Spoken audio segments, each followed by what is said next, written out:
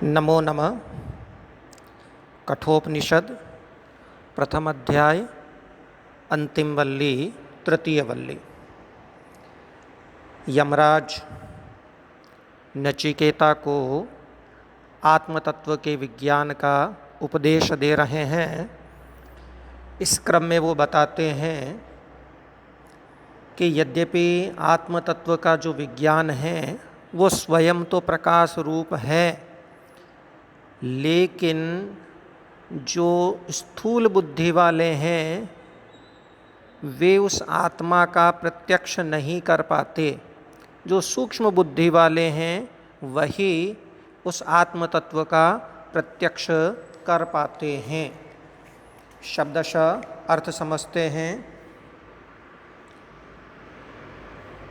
एष सर्वेषु भूतेषु गूढ़ो आत्मा न प्रकाशते दृश्यते त्वग्रया बुद्ध्या सूक्ष्मया सूक्ष्मदर्शिभिः।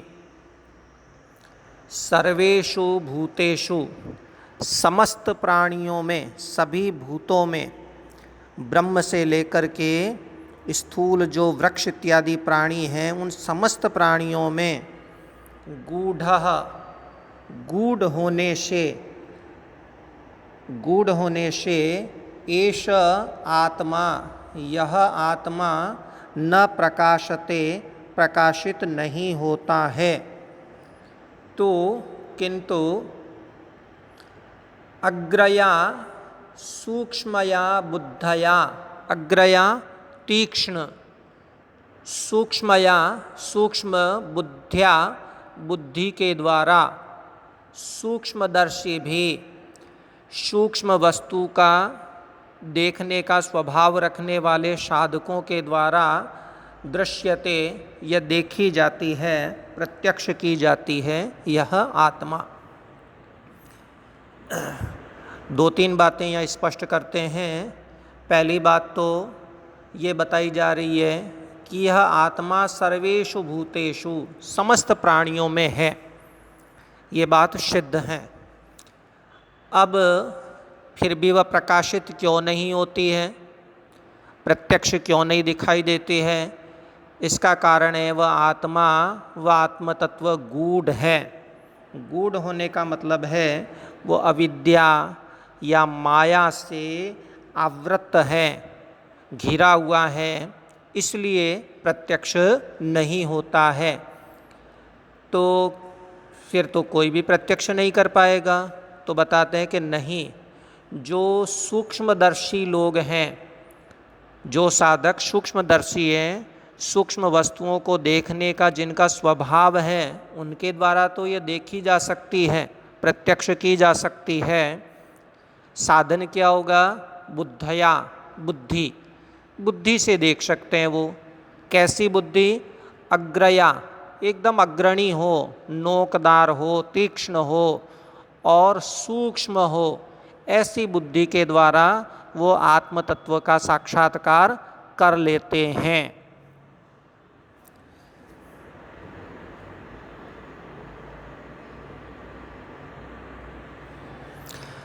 यच्छेद वांग मनसि प्राज्ञस्तद्यच्छेद ज्ञानमात्मनि, ज्ञानमात्मनि महति नियच्छेद तद्यच्छेद शांत आत्मनि।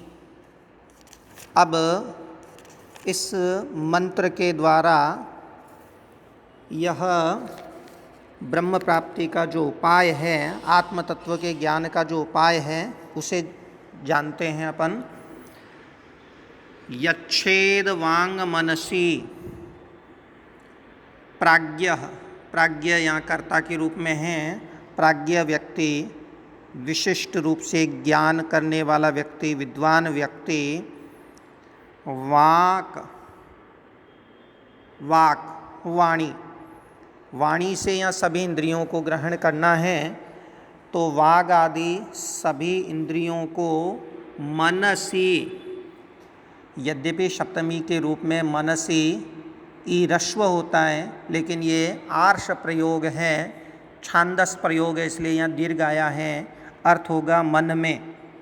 वाग आदि सभी इंद्रियों को मनसी, मन में यच्छेत, यच्छेत यानी लय कर दे, लीन कर दे। फिर तद यच्छेद ज्ञान आत्मनि, तद और उससे, उस मन को ज्ञानात्मनि, ज्ञानात्मनि ज्ञान जिसका स्वरूप है अर्थात बुद्धि, तो बुद्धि में यच्छेत लीन कर दे, लय कर दे।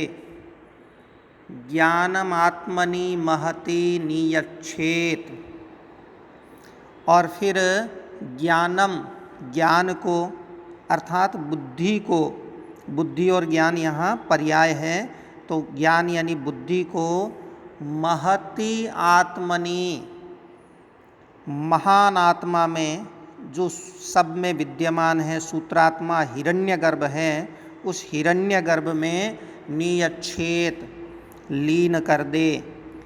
और तत्, और क्रमशः तत् उसको भी, उस सूत्रात्मा हिरण्यगर्भ को भी शांत आत्मनि, शांत आत्मनि यानी शांत आत्मनि, शांत आत्मा में, मुख्य आत्मा में, ब्रह्म में यच्छेत लीन कर दे। तो इस प्रकार जब अर्पण किया जाता है तो केवल पुरुष का ही अस्तित्व हमें सामने, परम पुरुष का अस्तित्व हमें सामने दिखाई पड़ता है। जैसे हम पानी में नमक डाल देते हैं तो नमक का अपना स्वरूप समाप्त हो जाता है, केवल पानी ही पानी दिखाई पड़ता है। ठीक इसी तरह जब हम अर्पण करते जाते हैं वाग आदि इंद्रियों को मन में, मन को बुद्धि में, बुद्धि को हिरण्यगर्भ में, और हिरण्यगर्भ को मुख्य आत्मा में लीन कर देते हैं, अर्पित कर देते हैं, तो अंत में केवल पुरुष का अस्तित्व ही सामने दिखाई पड़ता है। ओम इति शम।